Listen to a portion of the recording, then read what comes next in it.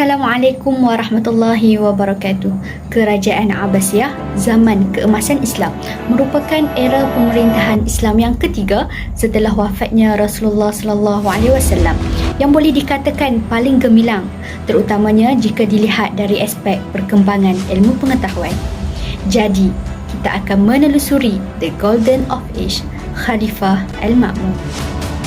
Kempen gerakan Bani Abbas ini muncul sejak zaman Khalifah Umar bin Abdul Aziz lagi, dan kemuncaknya adalah berlaku revolusi kepimpinan Abu Abbas As-Saffah pada tahun 132 Hijrah telah berjaya mengalahkan Khalifah Marwan kedua, iaitu Khalifah terakhir kerajaan Umayyah di Damsyik.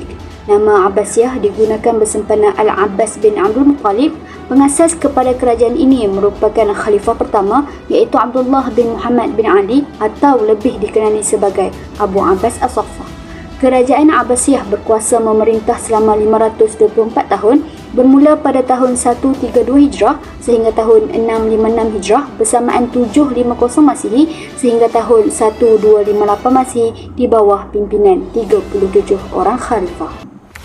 Nama sebenar Khalifah Al-Ma'mun ialah Abdullah Abu Al-Abbas Al-Ma'mun bin Harun Al-Rashid. Bapanya ialah Harun Al-Rashid bin Muhammad Al-Mahdi yang merupakan Khalifah Abbasiyah yang kelima. Ibunya pula bernama Marajil, merupakan bekas hamba sahaya yang berasal dari Parsi. Al-Ma'mun dilahirkan pada malam Jumaat 15 Rabiul Awal tahun 170 Hijrah bersamaan dengan 14 September 786 Masihi. Khalifah Al-Ma'mun sudah menunjukkan minat untuk mendalami ilmu pengetahuan. Bapanya juga menghantar beliau untuk mempelajari ilmu agama dengan ulama-ulama yang terkemuka. Khalifah Al-Ma'mun juga dikenali dengan sifat peribadinya yang mulia walaupun beliau lahir dalam kalangan keluarga yang kaya. Namun, beliau tidak lupa diri dan hanyut dalam kemewahan dunia. Pada zaman pemerintahan Khalifah Al-Ma'mun merupakan satu puncak keemasan kerana sebarang gerakan yang lemah dapat diatasi olehnya dan pemerintahan demokratik mulai ditubuhkan dan kegiatan keilmuan semakin berkembang pesat. Oleh hal demikian, semasa pemerintahan Khalifah Al-Ma'mun merupakan satu kejayaan yang besar dan dibanggakan oleh bangsa Arab. Kemajuan yang dicapai pada era Khalifah Al-Ma'mun ini dapat dicapai dengan baik dan Islam mulai dikenali oleh dunia barat. Antara kejayaan Al-Ma'mun adalah telah memusatkan kuasa apabila beliau menetap di Baghdad dan mengelakkan mana-mana orang untuk merintah bagi pihaknya. Khalifah Al-Ma'mun memainkan peranan penting dalam memajukan ekonomi kerajaan Abbasiyah selepas bapanya Khalifah Harun Ar-Rashid. Khalifah Al-Ma'mun mengambil berat perkembangan ekonomi kerajaan dengan menggiatkan usaha-usaha khalifah sebelumnya dengan meneruskan kejayaan dan kekayaan melalui aspek pertanian, perindustrian dan perdagangan. Faktor kejayaan yang diusahakan oleh beliau ialah mengurangkan cukai ke atas petani, membina sistem pengairan yang sistematik dan mengeringkan paya. Tambahan lagi, beliau membina sekatan dan menggali parit untuk mengelakkan air yang melimpah. Dari segi perindustrian pula, beliau telah mengembangkan sektor pertambangan iaitu tambang emas, perak, tembaga, besi dan mutiara.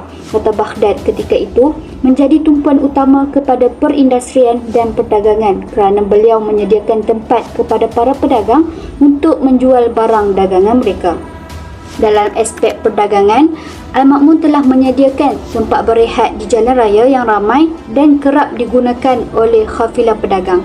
Beliau juga turut membangunkan armada-armada dagang demi menyelamatkan pantai dari serangan pencuri atau pedagang asing yang mempunyai niat jahat kepada mereka dalam urusan perdagangan. Sebelum Harun Ar-Rashid wafat, baginda menjadikan 3 anak lelakinya sebagai putera mahkota. Setiap anaknya mendapat wilayah masing-masing iaitu Al-Amin di Baghdad, Al-Ma'mun di Khurasan dan Al-Qasim di Semenanjung Arab Jazirah. Al-Fadl Ibn Ar-Rabi' sebagai menteri di masa pemerintahan Harun dan Al-Amin telah mengkhianati pesan Harun Ar-Rashid supaya melanggar kekuasaan Al-Ma'mun di Khurasan. Al-Amin juga melanggar wasiat ayahnya dengan mengambil kekuasaan saudaranya Al-Qasim di Semenanjung Jazirah Arab pada tahun 810 Masihi. Al-Ma'mun menasihati Al-Amin akan tetapi ia tidak menghiraukannya. Ini merupakan detik permulaan perang saudara di antara Al-Amin dan Al-Ma'mun. Al-Fadl Ibn Ar-Rabi' juga memprovokasikan keadaan dengan mengatakan setelah pemerintahan Al-Amin yang akan mengambil alih adalah anaknya Musa dan bukan Al-Ma'mun. Setelah itu, perang demi perang terjadi antara kedua saudara tersebut sehingga merosakkan keindahan kota Baghdad pada ketika itu.